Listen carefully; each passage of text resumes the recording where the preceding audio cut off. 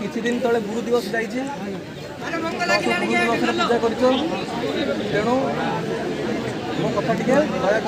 धीरस्थिर भाव में शुणा चेष्टा कर प्रकार घर फेला बेली शुणु सर माइंड करेंगे आम ये भाषणबाजी करने आसू पिला एलिगेशन कर बस छुआटा कर जदिव कर ठीक अच्छे से गोटे करवा कथा नहीं नहीं आप एडमिट करूँ हाँ आम जबरदस्ती आप करूँ से आप साहित्य पढ़े भूगोल पढ़े इतिहास पढ़े आज्ञा किसी लाभ नहीं आप कमिशन टाइम बढ़िया कमे इतिहास भूगोल आज्ञा भाषण देवा ना 12टा गोटे 15-20 है पिला एग्री है आप जो कमटा करटा बस उठा करवा कथा ना कौन से कथा कहतु आईटा आप इतिहास पढ़ले मुझे शुणा पिला भी शुणा मुझे सीधा कहते गोटे घटना एमती तो ऑब्जेक्टिव क्वेश्चन बुझा पड़ो आप जहाँ कह कहते प्रिंसिपाल सर आम से सजेसन सब ऑब्जेक्टिव क्वेश्चन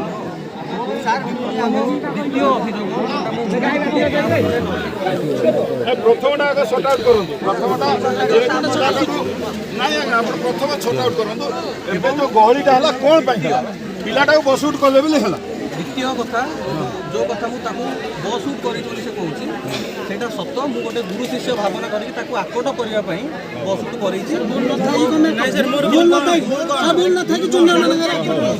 नर्माली आसिक आपको कही सर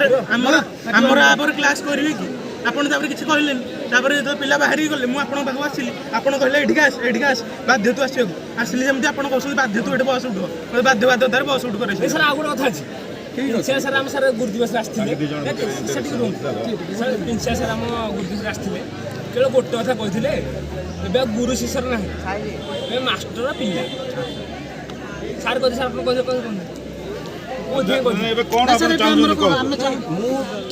उठ कर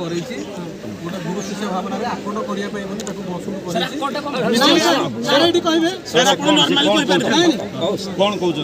मोर कथा को फेरे ना सर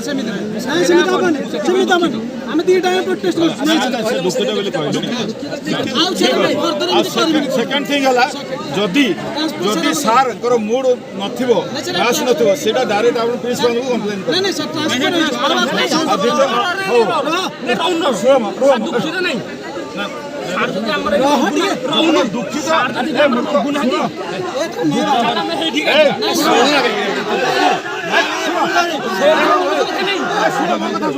दुखित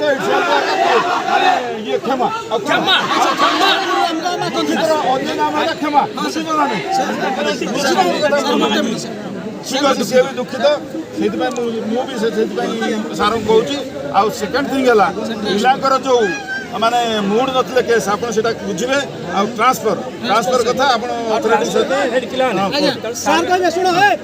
सर जो घटना भाई है मुझे दुखित जो मोर जड़े सहकर्मी जो तुमको व्यवहार कला से हिसाब से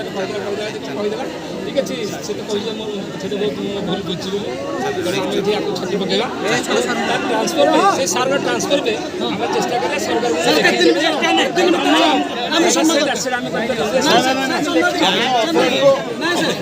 जनातो सार शिफ्ट व्यवस्था कर मैक्सिमम